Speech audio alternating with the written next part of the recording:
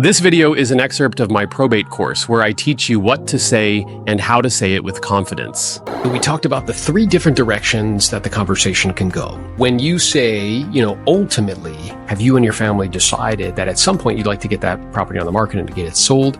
It's going to be either yes, no, or maybe. And we discussed where to go from there. So now what I wanted to do in this video is to go over with you common kind of objections that you'll hear. Now, there is a difference between an objection and a condition. A condition is something that you have no control over whatsoever, and you don't have any impact. There's no solution to. You just simply have to wait, until it's rectified. A objection is something that you can do something about and that there is a solution to, and you can proceed, like right away if you chose to. The first one that you're going to hear is that we're going to wait until the attorney tells us what to do, right? So if somebody says that to you, you're like, that's perfectly fine. My job's to help. It's never to talk you into doing anything. The reason that I ask is we have the good fortune of helping a lot of families overcome the challenges that are associated with these dynamics. Obviously, if you guys did decide to sell, we'd love to have the opportunity on your business. At this moment, my intention is just really to give you some information that could be helpful or useful in some way. And I guess I'm curious, in preparation for hearing from the attorney, I oftentimes find that families, while they're waiting and having conversations about what to do next and if to sell or not to sell, that it could be very helpful or useful for them to get a clear, realistic picture of value, right? So in other words, if, and I'm clear that is an if, you guys did decide to sell, what would be the most amount you could expect to receive and net bottom line with the proceeds to be to yourself and your family? Do you think that would be helpful or useful information for you? And then just be quiet. When they say we're going to wait, you can also say something like, that's okay. My job's to help you. It's never to talk you into doing anything. I guess I'm curious, once the attorney gets back to you, because my job's to help. It's never to talk you into doing anything. Do you think the goal and objective will be to sell or just simply to hold on to the property forever? Shh. And then be quiet. And that's going to get me to a definite yes or a definite no. And then from there, we can kind of guide the conversation. Another one that you're going to hear frequently is that we have a family member that's in the property that won't leave. It's quite common, right? Particularly when there's multiple siblings or multiple beneficiaries. So if that's the case, here's where we need some more information. We got to dig a little bit. So if they tell you that, you're like, listen, I first and foremost want to say thank you for your willingness to share. The more you're willing to share, the better equipped I am to provide information that could be helpful or useful to you in some way. My intention in asking some more questions is really just to find out, again, if I could give you some information that could help, the process along or perhaps serve you.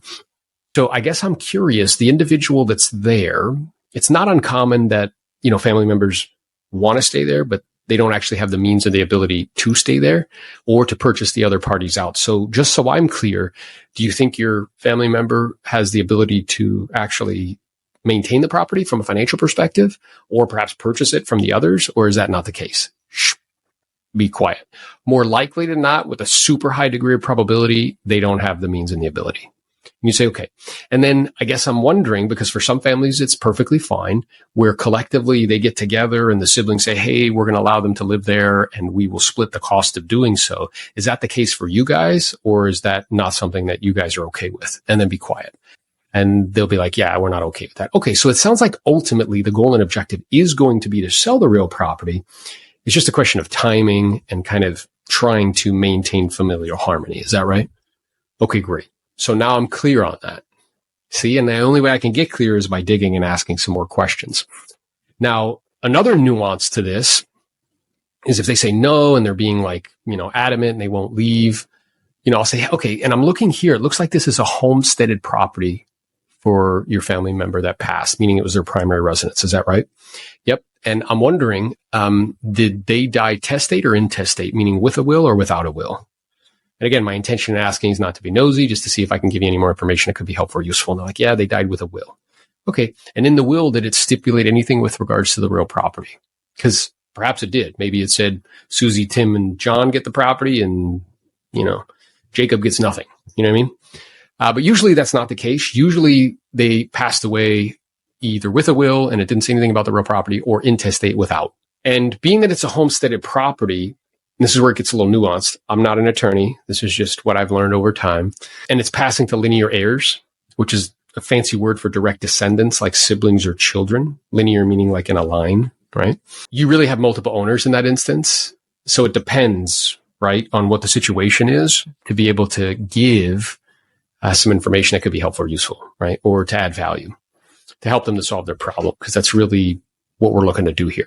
So let's say it was a primary residence, it's passing to the family, and they're all linear heirs. With that being the case, we have a couple options at our disposal, right? The first is honey. So honey is maybe like a cash for keys sort of thing. Like maybe we'll give them some money to help them to get to their next destination. Maybe we'll give them a larger portion of the proceeds to help it along sort of thing, right? And truthfully, that's preferable, because it really can maintain familiar harmony in some way. The second option is a hammer, right? So not to confuse kindness with weakness. And being that this is a homesteaded property passing to linear heirs, the mechanism is called a partition. So you basically have to sue your family member to sell the property, and you'll win. It'll probably take 8 to 12 months. Then the property will be sold, and the attorney's fees will be taken out of their portion of the proceeds. So that's an option. Now, if it's not a family member that lives there, it's just a tenant. So I'm going to ask some questions. Okay, do they have a lease? Oftentimes they don't, just like month to month, right? But if they do have a lease, you'd have to honor the lease. We could still put it on the open market and just have to be sold with the lease in place. If they don't have a lease, then we have a couple options at our disposal, right? If they're being uncooperative. So one is the same, cash for keys, right? Try to lead with honey. If not, then we, don't confuse kindness with weakness. And what follows behind honey is a hammer. And that's a writ of possession thing. So it's either like an eviction, an ejectment, right? Which is a higher level, or what's called an unlawful detainer. And that's what these things are called in Florida. So, this would require you obtaining some specialized knowledge in your geographic area, what they call it in your area. And again, by doing deals, you'll figure this stuff out, right? You'll talk to attorneys and they'll let you know. Many times people are like, I need to study everything before I start. My experience in every skill that I've learned is I acquire enough information to get started. It's not complete information. And then I learn the rest by doing, right? Doing is better than watching. Another one that's going to come up frequently is we're not sure what we're going to do next. And again, that's not really a condition, right? It's kind of like an objection.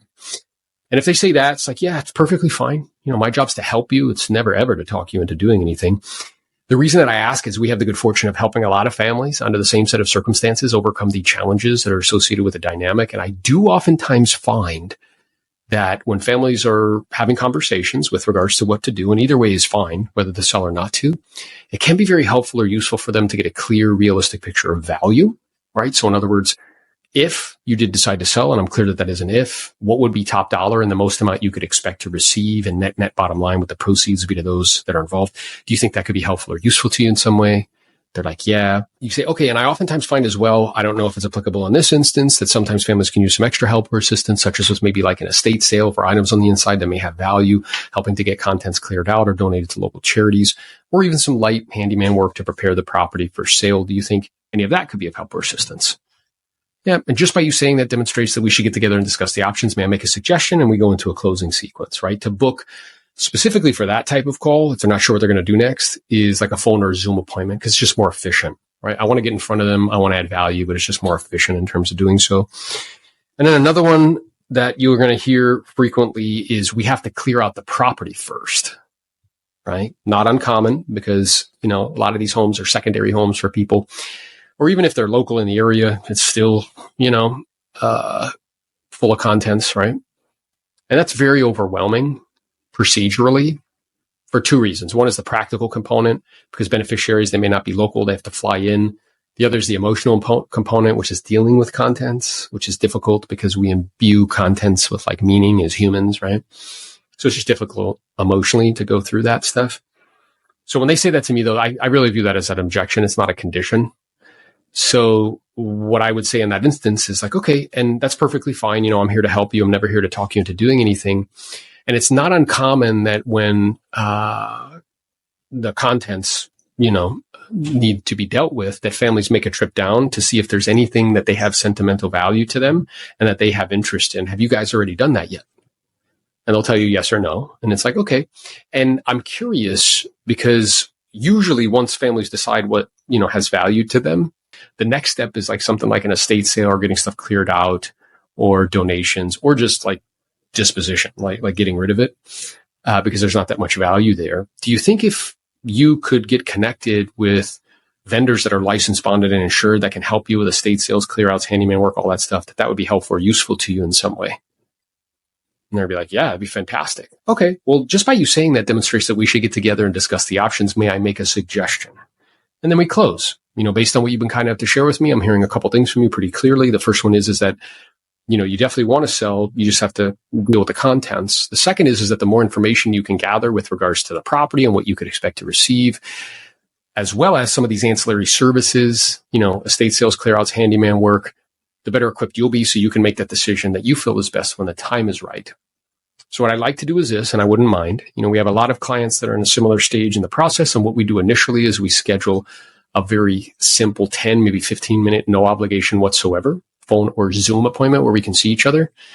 And while we're together, I can show you a couple things. Number one, what's the most amount we could expect to receive, a very clear picture of equity and what the proceeds would be to those that are involved. Second thing we can go over is a plan to make your time as effective and efficient as possible with regards to the contents and connect you with professional vendors so that when you do come down, you can take care of everything all in one shot sort of thing. So then at least this way, whether it's sooner or later, me or somebody else, you'll have all the most important information you need so you can make the decision that you feel is best in terms of how to proceed. Does that sound fair to you? And they're like, sure. Because keep in mind, guys, anybody can really help them sell the home. Anybody who has a real estate license can. And I'm aware that we can all do that with various different degrees of professionalism and, execution and that sort of thing. What we're really doing here is helping to solve people's problems. And whoever solves the most problems really adds the most value. And whoever adds the most value ultimately wins. And we want to be perceived as a guide to help the client to solve their problems. And the way you can position yourself as a guide is to demonstrate empathy, and we do that with tonality and kind of choice of words. The second way that we do it is demonstrating competency. And by handling these objections in the way that I'm sharing with you, it demonstrates competency that you know what you're doing. And that'll increase the chances that they'll want to meet with you, and you'll be considered as a guide for them to let you into their story to help them to solve their problem. How you doing, Jose? Amazing. He just got a new tool. If I have it, I'm looking at it here, but it's not set up right. I got to get Ricky to get it set up for me, that Stream Deck. That's how I'm feeling right now. I asked you before we jumped on, and I was like, what do you want to talk about? And you're like, bro, the only thing that we need to be talking about right now, which is price reduction. So